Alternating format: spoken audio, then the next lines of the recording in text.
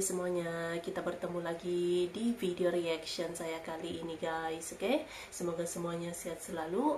Nah, kali ini saya mau tengok video pembahasan tentang ini ya. Indonesia jadi misteri bagi orang Rusia. Begini pandangan terbaru orang Rusia tentang Indonesia. So, jangan lama-lama lagi. Mari sama-sama tengok video ini. Let's go.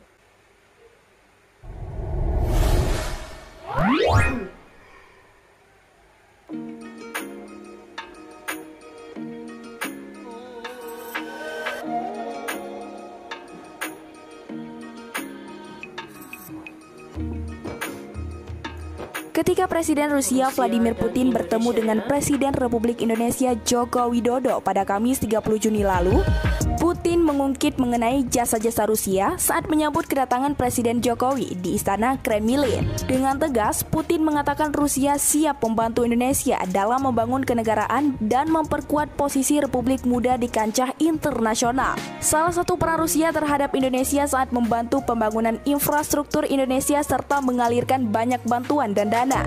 Pemerintah Rusia telah mengeluarkan dana sebesar 600 juta dolar Amerika Serikat untuk alutsista Indonesia, di antaranya kapal penjelajah, destroyer, kapal selam, tank amfibi, dan pesawat tempur MiG. Karena Rusialah Angkatan Laut Indonesia menjadi yang terkuat kedua setelah Tiongkok. Dari segi alutsista gitu. Pada waktu itu, Rusia juga banyak mengirim spesialis, insinyur, dan ahli konstruksi ke Indonesia. Днем Великой Победы! Ура!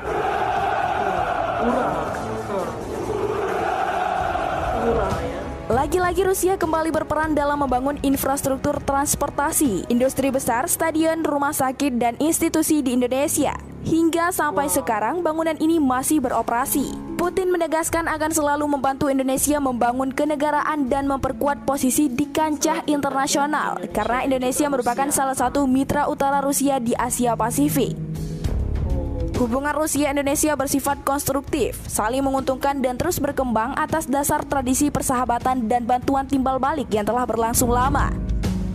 Kekaguman Rusia terhadap Kepulauan Nusantara dimulai semenjak abad ke-11. Hal ini diungkapkan oleh Dr. Sastra Indonesia dan Malaysia di School of Oriental and African Studies University of London, Inggris, Vladimir Ibraginsky.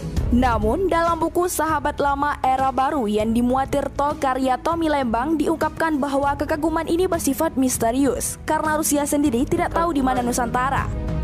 Nusantara bagi masyarakat Rusia hanya mitos. Mitos ini berupa kepercayaan bahwa Kepulauan Nusantara sebagai Taman Eden yang memiliki kekayaan berupa emas dan batu berharga lainnya. Hubungan Rusia-Indonesia juga terkait dengan sosok Tan Malaka yang hadir dalam Kongres Komintern 4 di Moskow pada tahun 1932 dan sosok Munawar Musso yang pernah tinggal di Moskow.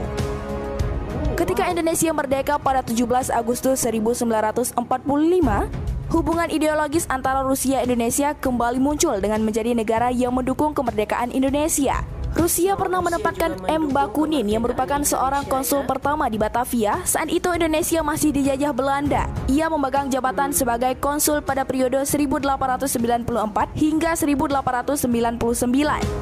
Pada sidang PBB tahun 1945 hingga 1947, Andrei Gromko melancarkan aksi gerakan mengecam Belanda yang melestarikan penjajahan di Indonesia. Media Rusia pun dipenuhi dengan berita tentang perjuangan pahlawan Indonesia menghadapi penjajah. Rusia juga mendukung kedaulatan dan kemerdekaan Indonesia yang merdeka, suarakan dalam beberapa forum internasional, seperti Konferensi Asia di Delhi pada 1949, serta pertemuan Dewan Ekonomi dan Sosial PBB tahun 1947 hingga 1948. Rusia mengaku kemerdekaan Indonesia secara de facto pada tahun 1948, kemudian pengakuan de jure ketika sekaligus pembukaan hubungan diplomatik Rusia-Indonesia pada tahun 1950. Hubungan diplomatiknya itu sudah dari zaman 1950 lagi itu ya. Di Rusia ada sebuah bangunan berbentuk masjid, namun dimanfaatkan sebagai kuda. Ketika Soekarno mengunjungi Leningrad dan melihat hal tersebut, ia ingin masjid itu dikembali fungsinya sebagai tempat ibadah. Karena bentuk hormat masyarakat Rusia atau Uni Soviet kepada Soekarno, mereka pun mengabulkannya. Hanya dalam waktu 10 hari setelah kunjungan Presiden Soekarno, bangunan itu kembali menjadi masjid yang saat ini dikenal dengan Central Mosque. Hubungan Rusia-Indonesia mulai pupus setelah peristiwa G30S karena orientasi pemerintahan Orde Baru yang dipimpin Soeharto berseberangan dengan pemerintahan yang lama.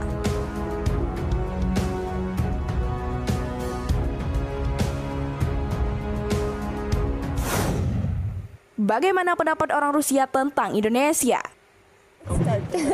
Hello, can I ask you something about Indonesia? Do you know this country? You're from Egypt. Saya pernah ke Indonesia, ke Jakarta, ke Yogyakarta, ke Bogor, Bandung, ke Bali. Bagi orang Rusia, Indonesia adalah negara tropis yang jauh, eksotis, dan mempesona. Wisatawan Rusia yang pernah berkunjung kemari, mereka berbagi kesan yang sangat menarik tentang keindahan alam yang terbentang dari Sabang hingga Merauke.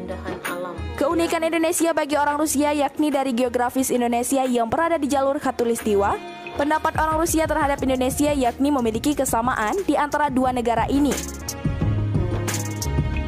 Keanekaragaman budaya Indonesia dan Rusia memiliki banyak persamaan. Salah satunya adalah keberagaman atau diversity tradisi yang unik, orang-orang yang ramah, kekayaan warisan kebudayaan, etnis yang beragam, bahasa yang beragam diatur untuk hidup berdampingan dalam harmonisasi. Indonesia dan Rusia mampu menunjukkan bahwa Islam dan agama lainnya dapat hidup berdampingan secara harmonis dan penuh toleransi. Di Rusia juga sama, mereka memiliki orang yang beragama Muslim, Kristen, Rusian Ortodok, Buddha. Inilah yang menciptakan keharmonisan yang meskipun berbeda-beda tetapi tetap satu. Indonesia memiliki citra positif di mata Rusia. Dengan pengetahuan yang terbatas, bagi sebagian orang-orang Rusia menganggap Indonesia masih misterius. Oh, masih misterius.